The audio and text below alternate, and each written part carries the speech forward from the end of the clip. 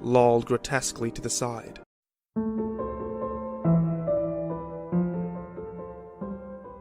Foreknowledge by the Creepy Dark. The death of my grandfather shook our family greatly, myself in particular. I've never experienced the loss of someone, and never expected to lose someone so early in my life, but I have learned something that has shaken me to the point of no control. It was around 2 months ago that my grandfather was taken ill, at the ripe old age of 74. He had developed liver and heart issues. He was a smoker and a drinker, not particularly heavy. So it wasn't a huge shock at the time, though we didn't expect him to pass away as we didn't really understand the extent of the damages caused. Me and my family made regular visits to him, and I myself made many solo visits over the 2 months he was in hospital. I cared dearly for my grandfather. He was one of the wisest and funniest old fellas that I knew. While he lay in the sterile bed of the gleaming white hospital room, I sat beside him, reading him the current news stories, telling him the football fixtures and results. He was always a sucker for football. He'd grown up around the old Highbury grounds in London, so was a born and bred Gooner, which is an Arsenal fan for those who don't know football. Around week 6, 2 weeks before his passing, he confided in me. He told me how he wasn't scared to die, and how he was ready to move on to the afterlife. I remember crying as he told me. It tore my heart apart. As I said, he was a wise man, and he understood he was going to die. I hated hearing it, and as much as I hated it, it did lift my spirits a little to see how courageous he was, even at the end of it, to take death as it is, a natural cycle of life. His courage was something I'd always respected. I had a figure to look up to in life. Even from a young age, I could understand he was brave. His influence helped me a lot through my life. He asked me to listen closely once he finished his speech. He told me about something he'd found long ago, while on one of his digs. He was an archaeologist back in his heyday. He refused to specify any detail about the location or how he found what he had, despite my pressings. Instead, he just continued his story. He told me how he'd found something that could change the course of human history, but feared for it falling into the wrong hands, but equally could not die without informing me of its existence. Of course, he asked me to stay quiet, but his discovery is something that needs to be known, as much as it is an insult to him by breaking his promise. He gave me the keys to his home, and he asked me to pull up the floorboard beneath his bed and look inside the chest. He told me that I would find a book which would alter my life.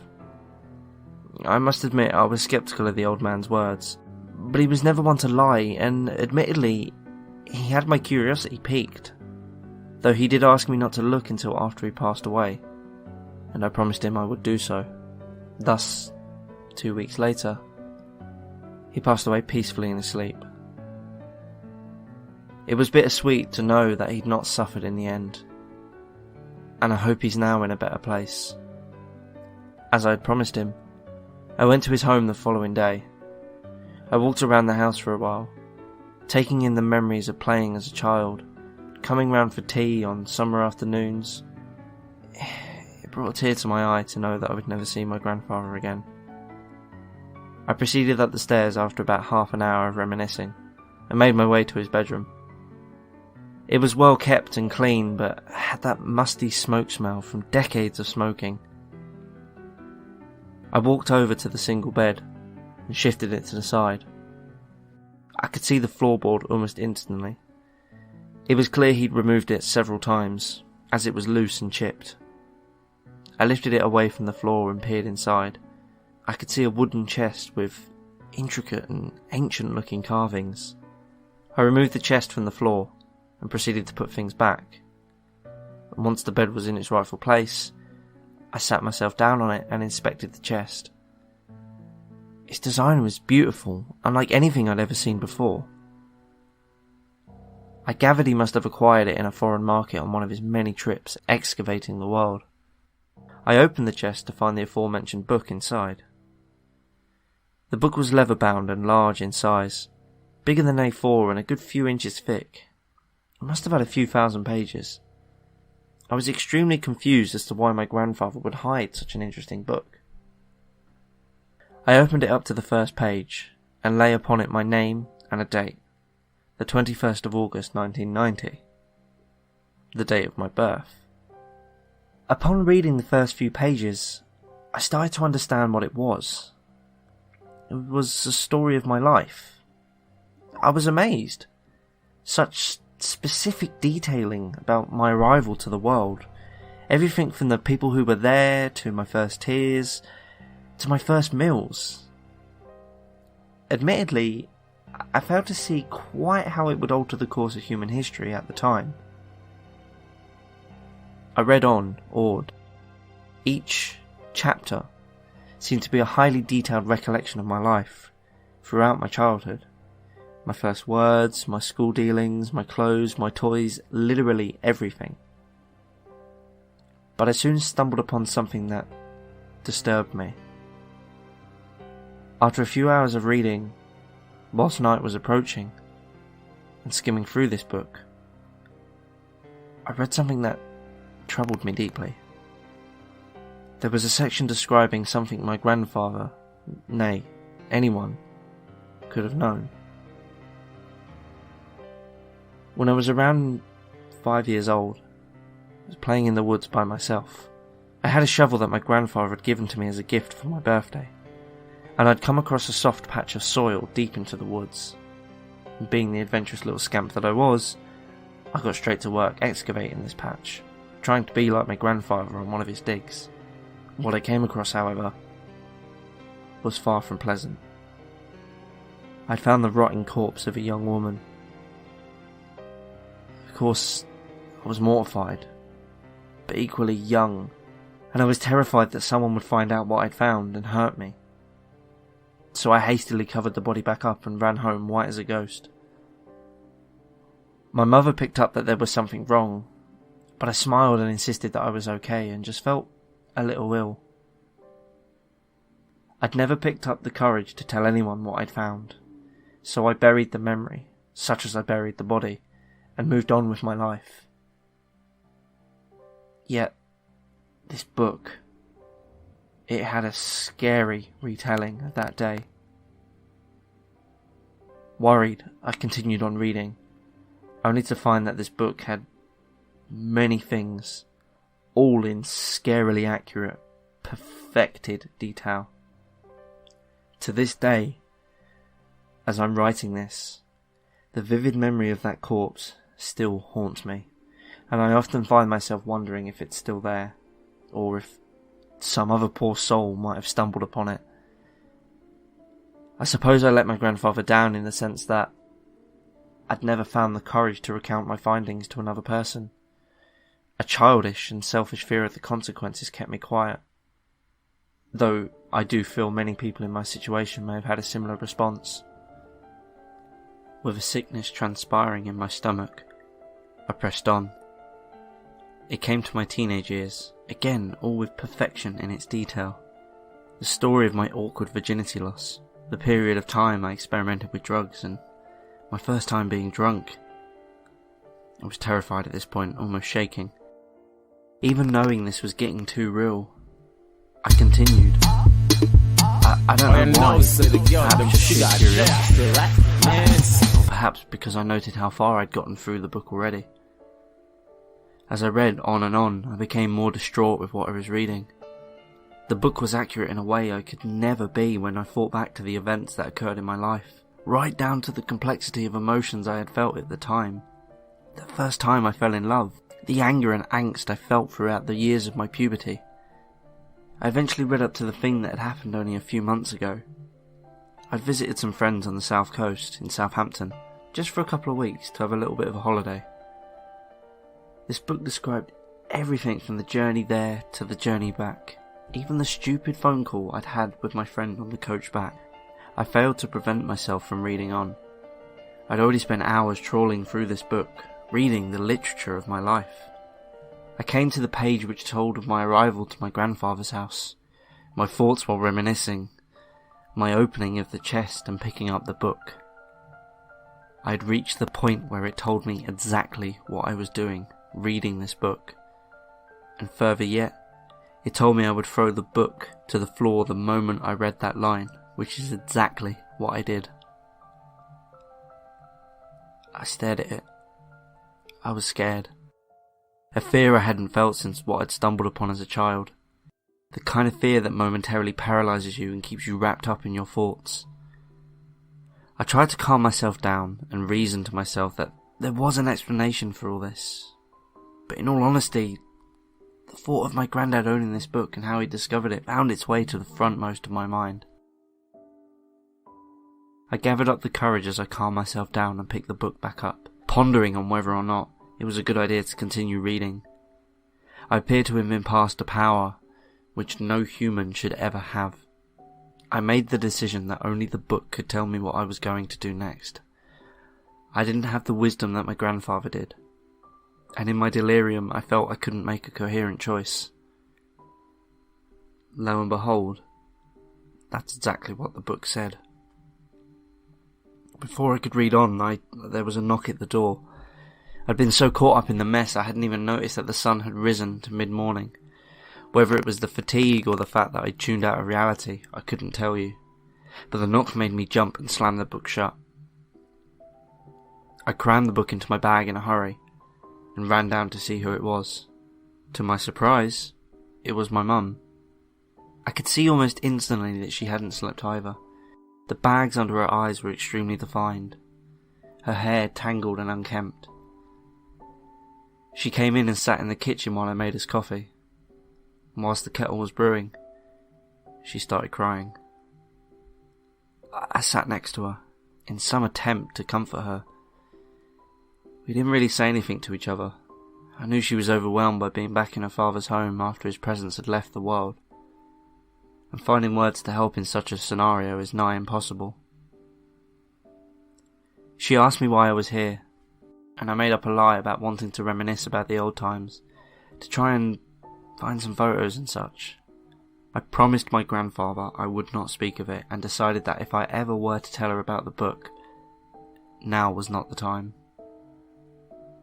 She smiled at me, and she told me that my grandfather was proud of the young man I'd grown into, to which I responded with a light chuckle. We made haste to head home. I locked his front door for the last time, and we drove back. Upon returning home, I made my way up to my room. I still lived at home with my parents due to the convenience of work and cheap rent. I sat down at my desk and I pulled the book out of my bag, and I stared at it for what felt like hours. I could feel the sleep deprivation setting in, and decided to let my body pass out and decide what to do the following day. Eventually, several weeks had passed by, in which I became more and more introverted. I spent my time majoritively deciding what to do with the book, debating whether or not reading on was the right thing to do. I had noticed that the book was nearing its end, and I could only hypothesize at what that meant, and I was terrified of being right. My family and friends grew increasingly worried about my well-being, checking up on me frequently. I just told them I needed time to recover from the loss in my life, and I'd be fine as the days went on. I just couldn't bring myself to confess the truth. I kept picking up the book, tirelessly going to continue reading, only to put it back down. I thought back to when I first discovered the true meaning of this book. I looked to it for what to do next, and did exactly as it said. I don't know why I hadn't thought of it before. It was all so obvious. I don't know how I could have been that idiotic. So I did exactly that. I located the point in the book in which my life was currently at. I want to say I wish I hadn't, but it would appear that destiny seemed to have other ideas, if such a thing were to exist. The book told me I would jump to the last page. It's funny, really, looking back. I didn't really have a choice in this. I was always meant for this, it would seem.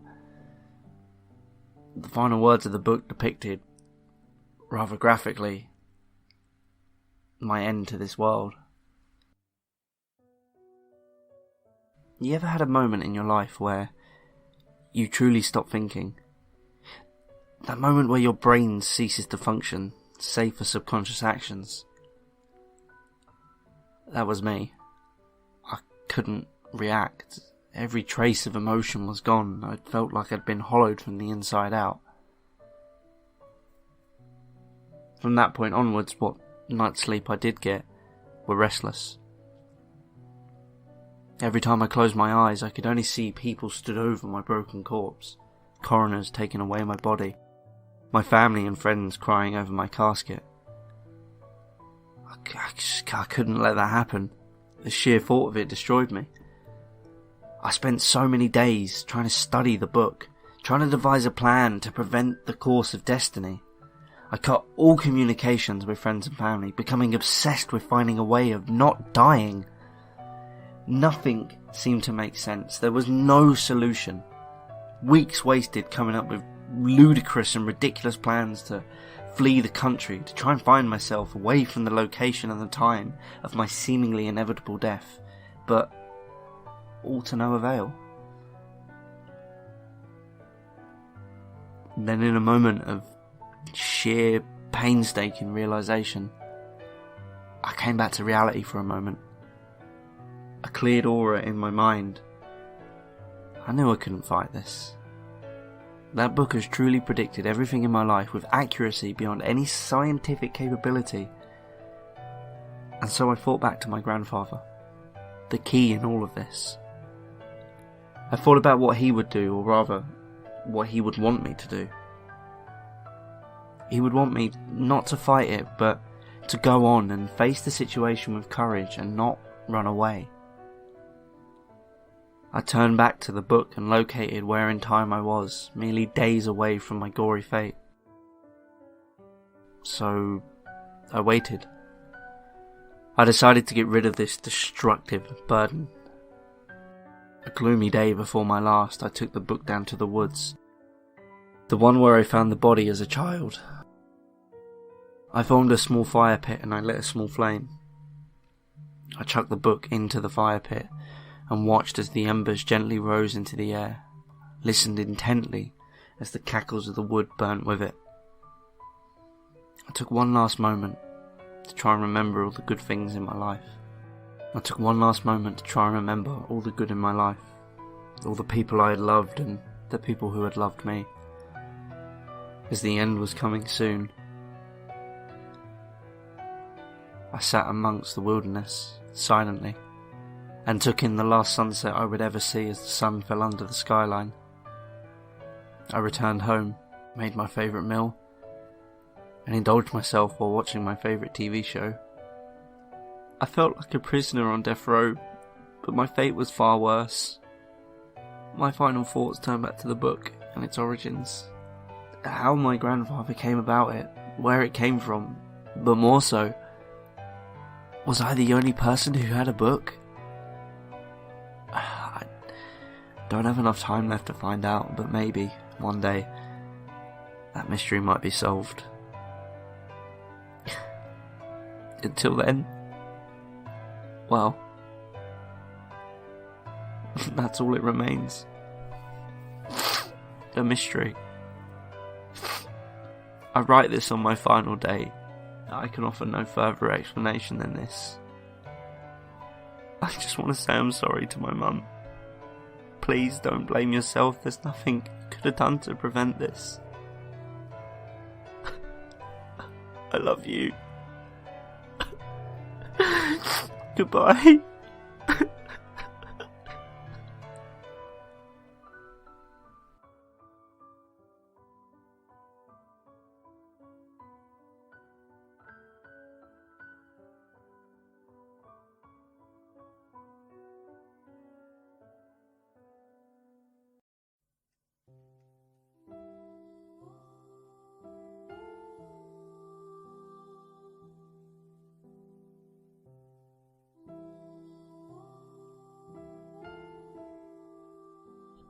It all began when I started to notice quick changes in my mother. No, it began way earlier than that. when I really think about it. Years, maybe even before I could remember the difference between right and wrong, which was a pretty long time ago. I've always been one of the two brothers in my family. Our mother was single. She always had been, ever since I could remember. Our father had bailed out on us when the news of my brother had arrived. We loved our mother. I mean, we really did. She bought us nice clothes, even though she couldn't afford it, providing necessary food, and making a good home for us. Everything was great. My mom just had some issues with drinking, and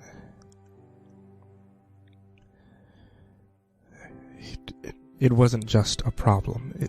It was a big problem. She stayed single even though she tried to meet others. It would always go well in the beginning until she would change her mind and show the next man out the door. Always the same story with her. I felt very alone. My brother wasn't very interested in playing with me, seeing as he was about 5 years older, and he always thought of me as that annoying little sibling. But all I wanted was company. I didn't find any success in making friends in school during my spare time, and I just spent every moment alone. My mom didn't care, of course. She was too busy trying to finish up her work so that she could spend the last few hours at home drinking her evenings away. But I guess every single second of loneliness brought something out of me. I started to daydream a lot. Making imaginary friends was one of my favorite hobbies. Yeah, a hobby. I made new ones so often that it was hard to keep up. Even for me. You see, there was this particular imaginary friend. He wasn't like the others.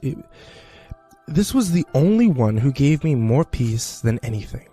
He'd play with me, of course, but he only came around at night. Then we'd talk and fool around and make super sure that my mom didn't hear my cheerful giggling. He was an expert on many things, but he was the best at crafting and making me puppets. Every day, he'd turn up with a new doll, in any design that I wanted it to be. That was his thing. The puppet man. I always managed to escape the fact that I had imaginary friends, but with him, it was hard to deny that he was actually there, because I knew that he was. Every night when he said that I had to sleep, he stood by for another hour just to watch and make sure that I was actually falling asleep. His golden glowing eyes observing me from afar in the darkness. I stared back at him. His gray face was keeping me calm as he kept smiling towards me. I fell asleep every night. But I couldn't talk to anyone about the creature visiting me every night. It was odd. And time went on as it should have. I grew up. So did my brother. The only thing that seemed to stay the same was, well, Mom's drinking habits. My mother moved out around the age of 18. He couldn't put up with her anymore. I was waiting patiently, though. I suppose that was the only thing that I could do when being so alone. My imaginary friends never left, however, and it started to become a problem. He continued to visit me every single night, keeping me company. And I started to ignore him. I was mad. I mean, I had to be. At 12 years old, the whole imaginary friend deal was ridiculous. I had other things to do anyway. Homework, playing with my PlayStation 2. I was content. Not happy, just neutral. I didn't feel lonely. I left that thought a long time ago. Yet there he was, staring at me with his face hidden beneath the shadows of my room. Glowing eyes, studying me.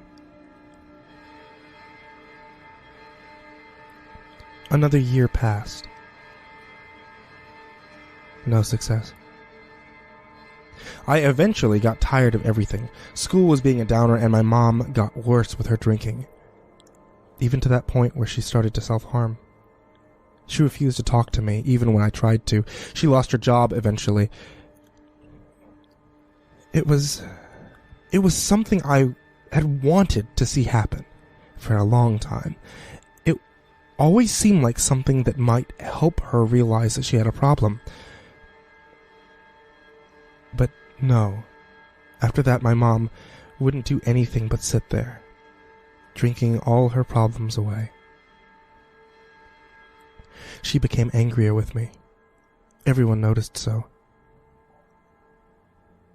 Everyone who was, well, me. I did everything I could to stay at home, sleeping over at my aunt's place or even trying to contact my brother. But there was certain nights I had to stay home, and it was hell on earth. Every single day, she would scold me for nothing. It was such stupid, simple things. Forgetting to buy milk on the way home, forgetting to cook dinner. What could I do? I was 13. My mom couldn't even tell me how sorry she was. She just kept on. And one night,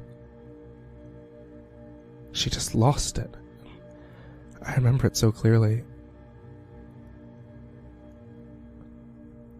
It was something about the dishes. I had to clean after dinner like always, and this time I accidentally dropped the plate. It fell to the floor, hitting hard and shattering into tiny pieces. My mom was of course furious with me. I could understand her at some points. I could get why she was upset with me, but now I blamed her for everything that happened. But this time she didn't just scream in my face for a minute or two. This time she was acting out violently, throwing a chair across the room. She screamed at me for not being the perfect son, how she'd lost everything because of me and my brother. Everything was our fault. A slap to the face. And then she was done. I went and locked myself up in my room, and there he was, waiting for me. It was evening after all, and for the first time in almost 2 years, I spoke to him. He was the only soul I could talk to, even though he was imaginary, even though I was basically talking to myself. I didn't care. I desperately needed it. And for the first time, he spoke to me. He was more calm than I thought he'd be. Your mom, she's evil. I disagreed. She wasn't evil. Was she? But she had ruined my life. She hated me, but still, I shook my head. Don't cry, he spoke to me. Big boys don't cry. So calm down. I'll go talk to your mom. Now, go to sleep. You'll need it. I did as he asked. No questions. I went to bed. My heart was pounding, my head spinning. My mom never checked up on me. She would probably leave anyway. That's the only thing she ever did. Giving up on us on everything, on life.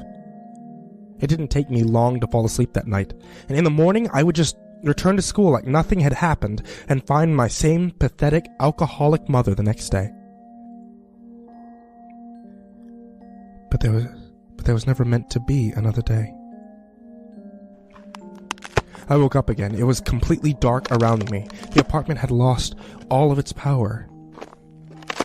I didn't wake up all by myself, though. There was some kind of noise outside of my bedroom. Warily and insecure, I stepped up from my bed and walked out to the hall. It was a cracking noise, like someone stepping on ice or broken glass, but it was far more dull than that. My curiosity took over, and I continued until I found the source of the breaking and snapping sound. It was my mother's bedroom. What was going on in there? My mom was supposed to be sleeping at this hour. I came closer. The noise appeared louder. And after a minute of listening outside of the room, I decided to go in. I pushed the wooden door and stumbled to my knees. What I saw... No one was supposed to see such a thing. My mom had been thrown towards the floor. Her face was bloody, and her nose seemed broken. She was kneeling down with her arms extended backwards in an unnatural position, her hands cramping out of pain. She looked like she was screaming, but only coughed out, wheezing hard. She saw me. And that's when I lost it. I tried to scream, but I couldn't. I only clawed up towards the bedside, clutching onto it like it was the only thing to save me at that point, and my mother's arms were breaking in front of my face. By something that I couldn't see or hear. I could only see her, my mother, scared for her life. And then, he slowly appeared before me. His gray hands and face emerged from the shadows. His glowing eyes were completely focused on her, and then I could see what he was doing. With one foot on her back, his fingertips wept golden threads that had tied themselves onto her arms. He was breaking my mother's arms in two. My puppet man. And then her bones wouldn't hold anymore. They eventually broke, snapping in a horrible trail of sounds. I tried to scream again, but everything was once again muted by my own fright. I tried to calm down, tried to realize that I was only imagining everything, but it was real. My own friend, my imaginary friend, was killing my mother, and I did nothing to stop him. He wasn't pleased. I tried to call to him, tried to beg for him to stop, but he just wouldn't. He wouldn't listen. He only continued to hurt her further. He'd take his time and seemed to slowly break every bone in her body. He forced me to sit there, made me watch as he broke my mother apart. He told me that he was going to get rid of the evil. I tried to believe him, but I just couldn't. He broke her legs, ribs, every finger. Bones turning every direction that they shouldn't, and I screamed, and no one heard me. His golden eyes turned to look at me as he hushed me for one final time. Then he strangled her. Beautiful, golden, glowing strings of death wrapped around her neck, squeezing out every last glimpse of life that I could see in my mother's eyes. And it was the last thing that I could remember before it went dark. I passed out on the floor by the bedside.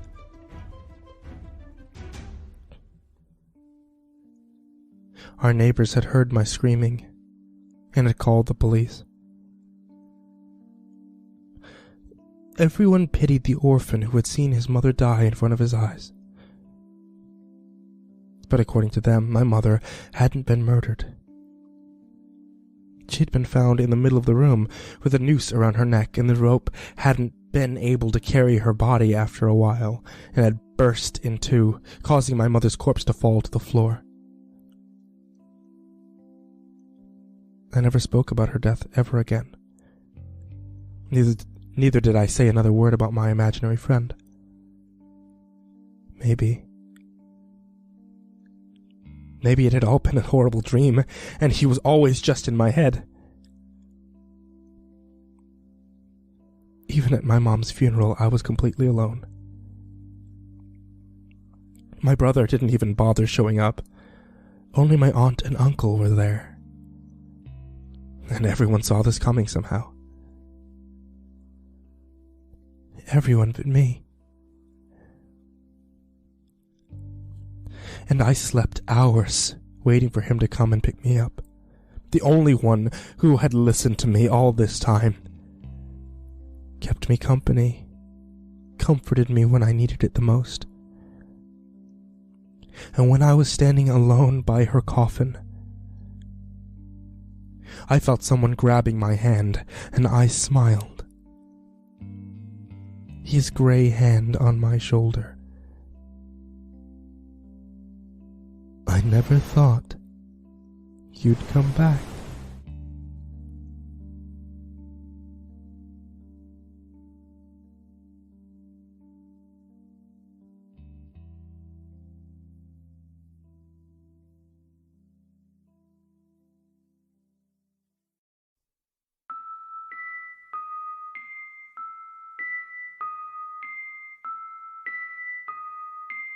Try this. Turn off the music. Turn off the TV. If you have to, turn off the computer. Go to another room and sit. In total silence. Do you hear that? That ringing? People say that it's your brain making up a sound to explain the silence. People lie. I can't tell you what's making that sound, but whatever it is, you don't want to meet it. It's trying to break through, force its way onto your plane of existence. Now try this. Repeat the first steps. Turn everything off. And this time, turn the lights off too. Still hear that ringing? Better hope you do. If you don't, it's because they've finally managed to break through, and no amount of running will save you.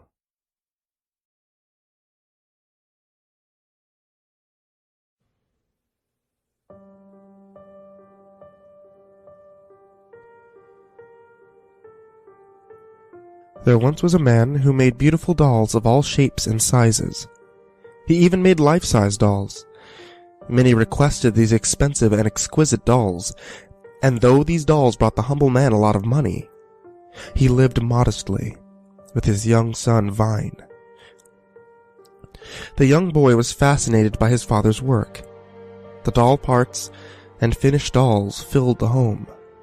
Each was unique and had their own beautiful personality. Vine would watch in fascination as his father would paint the delicate lips upon the pale faces. He wanted to be just like his father someday and create gorgeous works of art.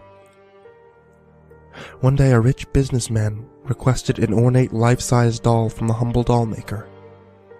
He went by the name Gair. However, the doll maker refused to make the doll upon discovering Gair was crooked and wanted the doll for perverse means. Gair grew enraged at the man's refusal, so enraged that he sent hired arms to get rid of the doll maker. The doll maker's home was set ablaze. He sacrificed himself to save his son from the flames. Vine watched in terror and dismay as his father burned alive before him. His tears only evaporated from the heat as he watched his home turn to rubble and ash. He sobbed over the remains of his father, surrounded by charred remnants of his home, of the beautiful ornate dolls. They were now melted, distorted, horrid, disfigured atrocities of what they once were. Vine searched through the wreckage with his tiny hands, trying to find anything that may have survived the blaze. In the end, all he could find was a life-sized pink glass doll eye.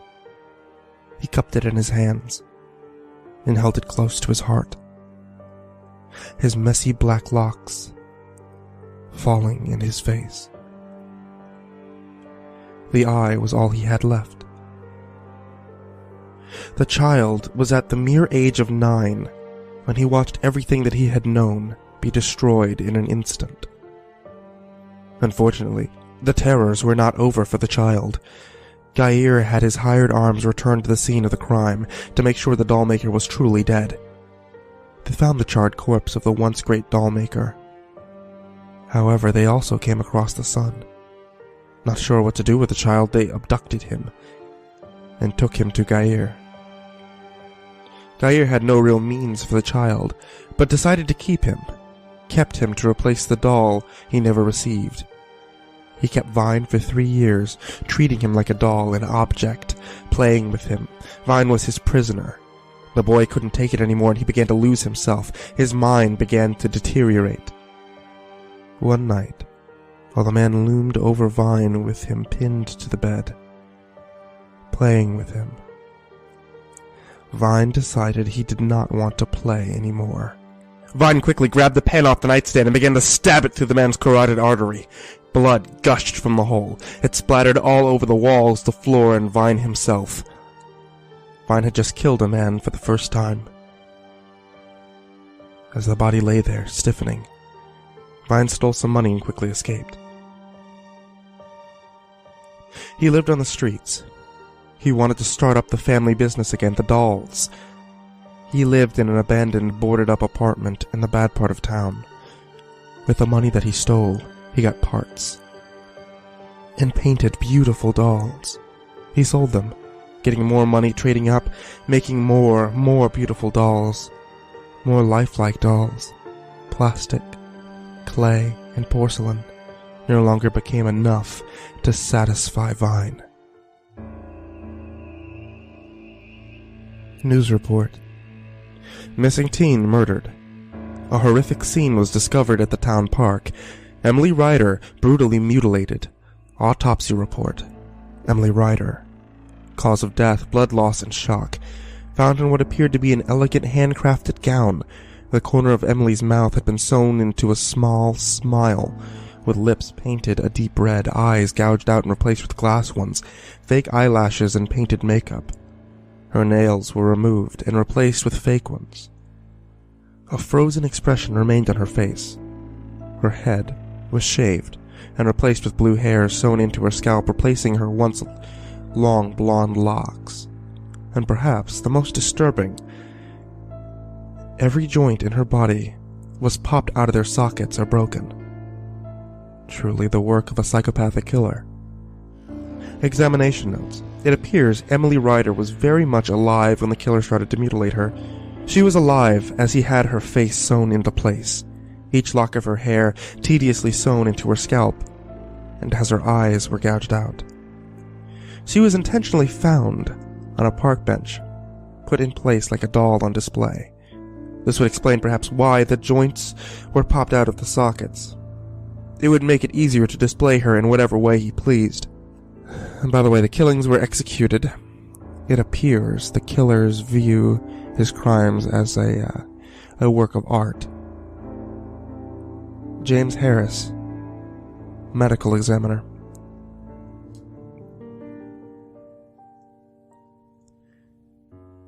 Emily was Vine's second murder, but a first of a string. He got a thrill in creating new dolls, carving into them, making them beautiful. He was now 17, never caught, still living in abandoned homes, still killing. He had gone completely mad, though he did not believe so. One might describe him as schizophrenic. Vine, however, thought he was fine. He lived in a reality he had created for himself in his own mind. He was not a killer. He was an artist who made beautiful dolls. Vine prided himself in his work, but still saw himself as worthless, dirty, used goods. In an attempt to make himself as beautiful as his dolls, he gouged out one of his own eyes and replaced it with the only thing that he had left from his childhood, the glass eye. He then stitched half of a smile into his lips. However, he did not finish the job. There was too much pain. He felt he failed in making himself beautiful, leaving scars, leaving his face mutilated by his own hands. He knows he is damaged goods. He knows he is worthless. All he can do is make people happy by making his beautiful dolls. His work became quite popular in the newspapers and television broadcasts for displaying his art in public places. And he loved his given name by the public too. The Doll Maker. Just like Daddy. Right?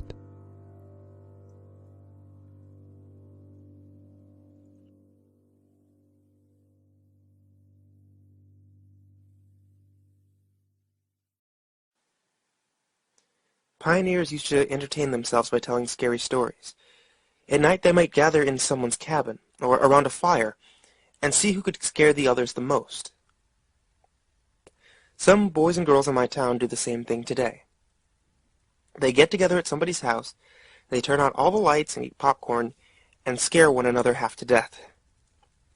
And telling scary stories is something people have done for thousands of years, for most of us like being scared in that way. Since there isn't any real danger, we think it's fun.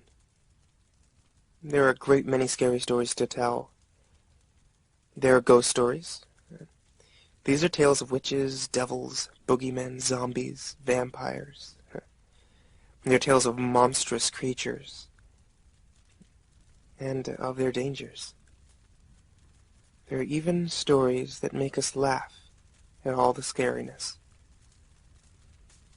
And some of these tales are very old, and they're all told around the world. And most have the same origins. They're based on things that people saw or heard or experienced, or thought that they did. And many years ago, a young prince became famous for scary stories. He started to tell, but did not finish. And his name was Mamilius. And he probably was 9 or 10 years old. William Shakespeare told about him in The Winter's Tale. It was on a dark winter's day that his mother, the queen, asked him for a story. "A sad tale's best for winter," he said. "I have one of spirits and goblins." "Do your best to frighten me with your sprites," she said. "You're powerful at it." "I shall tell it softly," he said.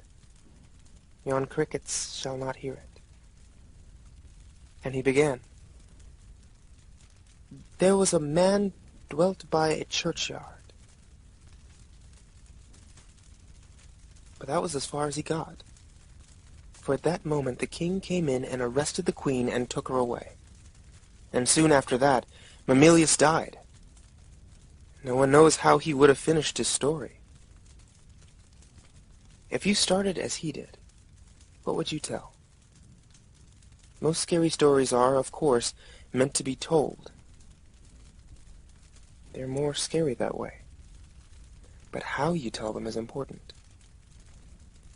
As Mamilius knew, the best way is to speak softly, so that your listeners lean forward to catch your words, and to speak slowly, so that your voice sounds scary. And the best time to tell these stories is at night, in the dark, in the gloom. It's easy for someone listening to imagine all sorts of strange and scary things.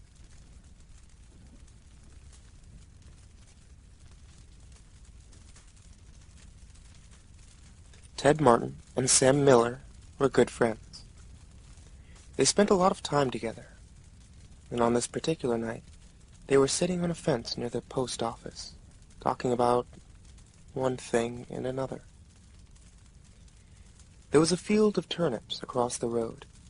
Suddenly, they saw something crawling out of the field and stand up. It looked like a man, but in the dark, it was hard to tell for sure. Then it was gone. But soon it appeared again. It walked halfway across the road, then it turned around and went back into the field. Then it came out a third time and started towards them. By now, Ted and Sam were scared, and they started running. But when they finally stopped, they decided that they were being foolish. They weren't sure what had scared them, so they decided to go back and get a better look. Pretty soon they saw it, for it was coming to meet them. It was wearing black pants, a white shirt, and black suspenders.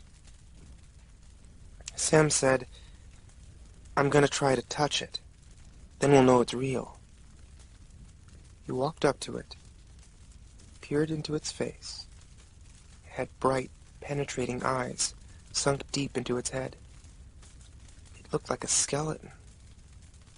Ted took one look and screamed, and again he and Sam ran, but this time the skeleton followed them. When they got to Ted's house, they stood in the doorway and watched it. It stayed out in the road for a while. Then it disappeared. A year later, Ted got sick and died. Toward the end, Sam sat up with him every night. The night that Ted died, Sam said he looked just like that skeleton.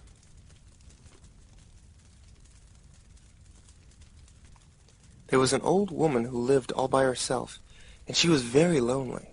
Sitting in the kitchen one night, she said, "Oh, I wish I had some company." No sooner had she spoken than down the chimney tumbled 2 feet from which the flesh had rotted. The old woman's eyes bulged with terror. Then 2 legs dropped to their earth and attached themselves to the feet. Then a body tumbled down. Then 2 arms and a man's head. As the woman watched, the parts came together into a great, gangling man, and the man danced around the room. Faster and faster he went. Then he stopped, and he looked into her eyes. "What do you come for?" she asked in a small voice that shivered and shook. "What do I come for?" he said.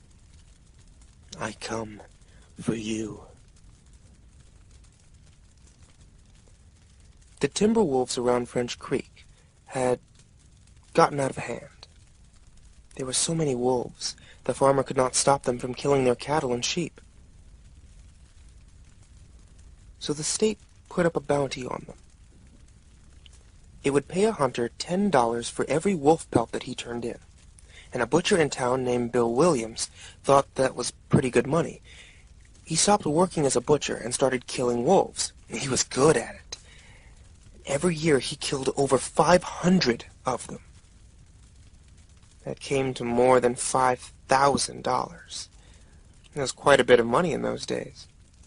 After 4 or 5 years, Bill had killed so many wolves, there were hardly any left in the area. So he retired, and he vowed never to harm another wolf because wolves had made him rich. Then one day, a farmer reported that a white wolf had killed 2 of his sheep. He had shot at it and hit it, but the bullets didn't have any effect. Soon that wolf was seen all over the countryside, killing and running, but nobody could stop it. One night, it came into Bill's yard and killed his pet cow. But Bill forgot about his declaration never to hurt another wolf. He went into town the next morning and bought a young lamb for bait. He took it out into the hills and tied it to a tree. Then he backed off about 50 yards and sat down under another tree with his gun in his lap. And he waited. And when Bill didn't come back, his friends started looking for him. Finally, they found the lamb. It was still tied to the tree. It was hungry, but it was alive. And then they found Bill. He was still sitting against the other tree. But he was dead. His throat had been torn open. But there was no sign of a struggle. His gun hadn't been fired, and there was no tracks in the soil around him. As for the white wolf, well, it was never seen again.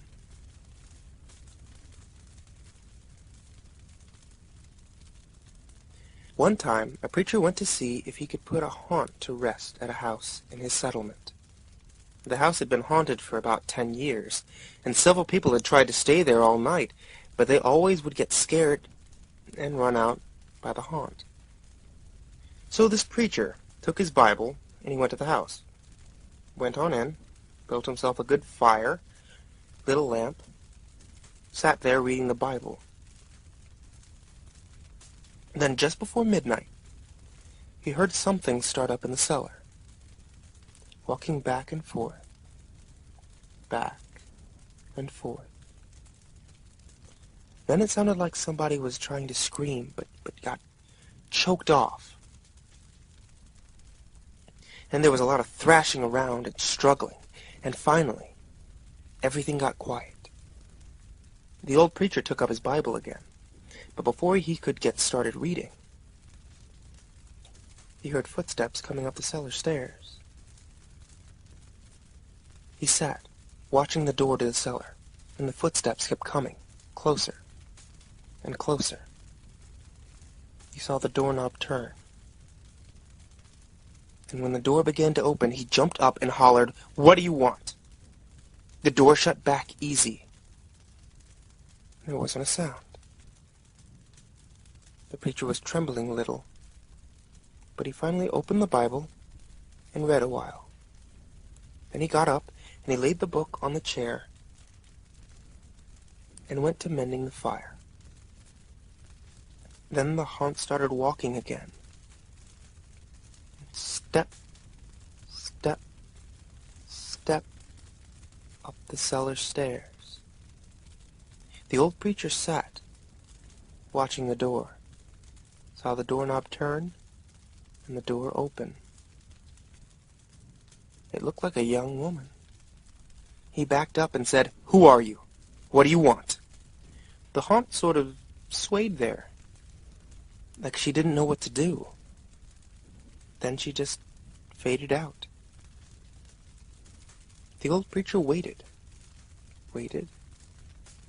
and when he didn't hear any noises, he went over, shut the door. He was sweating and trembling all over, but he was a brave man, and he thought he'd be able to see it through, so he turned his chair to where he could watch, and he sat down, and he waited. It wasn't long before he heard the haunt start up again. Slowly. Step, step, step, step. Closer and closer. Step, step. And it was right at the door. The preacher stood up, held his Bible out before him. Then the knob slowly turned and the door opened wide. And this time the preacher spoke quiet-like. He said, "In the name of the Father, the Son, and the Holy Ghost, who are you? What do you want?" The haunt came right across the room, straight to him, and took hold of his coat. It was a young woman, about 20 years old. Her hair was torn and tangled, and the flesh was dripping off her face, so he could see the bones and part of her teeth. She had no eyeballs, but there was a sort of blue light way back in her eye sockets. She had no nose on her face. Then she started talking. It sounded like her voice was coming and going with the wind blowing it. She told how her lover had killed her for her money and buried her in the cellar. She said if the preacher would dig up her bones and bury her properly, she could rest. Then she told him to take the end joint of the little finger on her left hand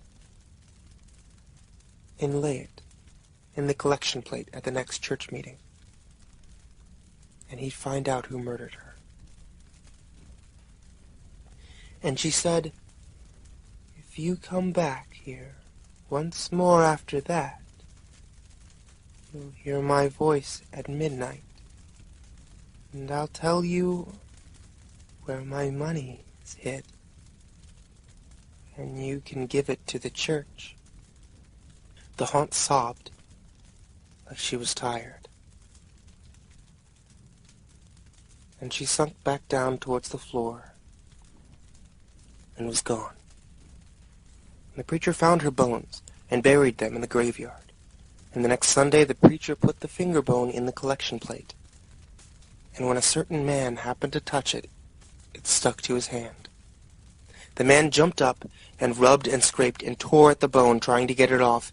Then he went to screaming like he was going crazy. Well, he confessed to the murder, and they took him to jail. And after the man was hung, the preacher went back to the house one midnight, and the haunt's voice told him to dig under the hearth rock. He did, and he found a big sack of money, and where that haunt had held on to his coat, the print of those bony fingers was burned right into the cloth. And it never did come out.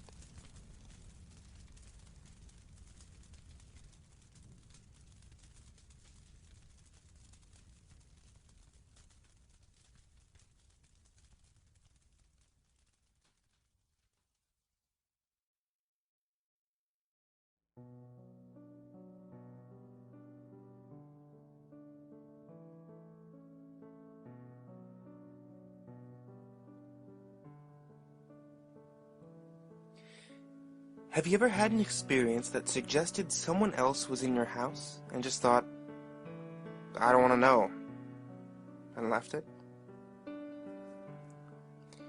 Sometimes fear of the unknown just seems like the preferable option than facing a real, concrete danger. Normally it's nothing, though. One time, the beeper function on my wireless house phone went off when I was the only one in the room. It could only be called from the living room. And another time, I swear someone took some change from my desk. They're all probably just slightly disconcerting tricks of the memory. But what would you do when something truly suggestive happens? Would you run? Or just ignore it? Like I did.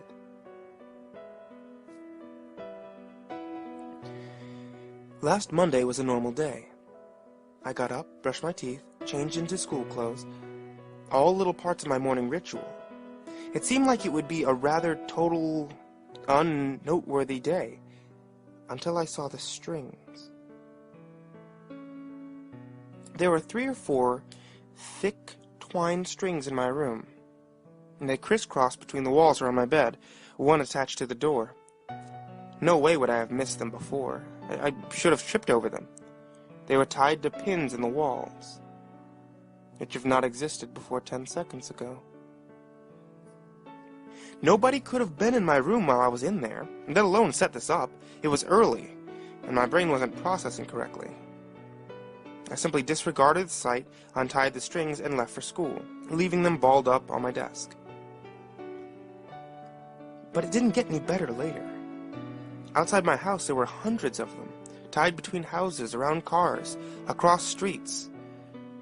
This had to be some super elaborate prank, one of those hidden camera shows or a comedy improv blog. They'd gotten everyone else to play along too. Passers-by were tangled in them, tying them to objects they were walking towards and away from, as if they had been and were continuing to follow the course laid out for them. I nervously continued my journey to school. On the bus, everyone, except me, was tied to the door. At school, groups of friends were tied to each other. Teachers were tied to their desks and boards, and oddly enough at this point, all I could wonder was why I had been left out. When my friend Lucy sat beside me in first period, she simply plonked her bag down on my lap and rested her chin in her hand, looking right past me to the window outside. "Hey, Lucy." No response. "Oh, come on, I didn't expect you to be in on this too." She sighed and started taking books from her bag. All the books were tied to her hands. I grinned and yanked one of the strings off a book. She didn't seem to notice. Instead, simply disregarded the book completely, letting it drop to the floor without a moment's hesitation. I leaned down, picking up her book and placing it back on her desk. She took no notice. "Well, if that's how you're gonna play it," I smiled, trying to look playful, but really just trying to hide my nervousness. I bundled all the strings attached to her together in one hand and then pulled them all free. She blinked, turning to stare at me. "Holy crap, Martin, you're like a ninja or something." I've been sitting here for maybe 10 minutes? I smiled again, relieved my friend had finally noticed me. Where did all these strings come from? She gasped, suddenly noticing for the first time. I assumed you were all fucking with me. She stood up, backing into a corner. No one else in the class noticed. They weren't here just a minute ago. Do you see them too? Her tone made it clear she was genuinely scared. No. Didn't you...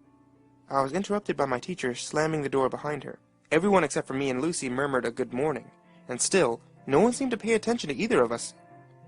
People have been ignoring me all day, I said to Lucy before turning to our teacher. Hey, dumb bitch! You can't teach for shit! No reaction. I'm getting away from all this shit. Lucy pulled a few strings aside and left the class. I followed, and surprise, surprise, no one else noticed.